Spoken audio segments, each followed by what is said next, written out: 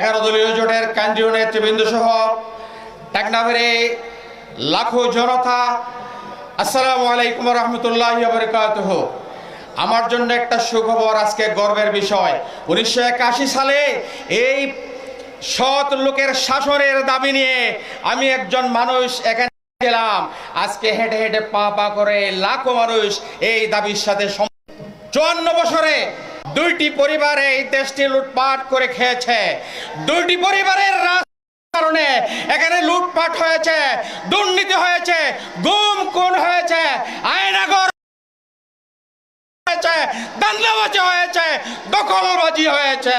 জুলাই বিপ্লবের শহীদদের রক্তের বিনিময়ে আমরা নতুন দেশ গড়ার সুযোগ লাভ করেছি। আজ 11 দলীয় জোট প্রধান আমির জামাত ডক্টর শফিকুর রহমান আহ্বান জানিয়েছেন, চলো একসাথে গড়ি বাংলাদেশ। আর নয় চাঁদাবাজি, দুর্নীতি, বৈষম্য। আমরা ঐক্যবদ্ধভাবে সামনে আগামী দিনে এই নতুন বাংলাদেশকে গঠন করে ইনসাফপূর্ণ একটি বাংলাদেশ গঠন করতে চাই।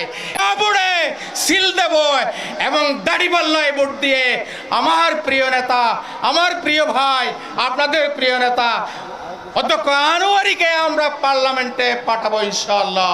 আসসালামু আলাইকুম ওয়া রাহমাতুল্লাহ।